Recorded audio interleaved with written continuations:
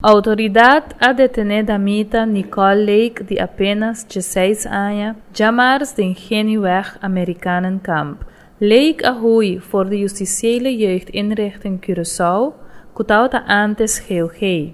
Alguns semanas passadas, Caminda estava sentando condena para ladronícia e atraco brutal riba 2 toko chinês que atoma lugar na Februário último. No mais que na agosto ano passado, Nicole acorre bailaga personal de Voogdijraad na momento que nanga barre na ekas onde estava queda.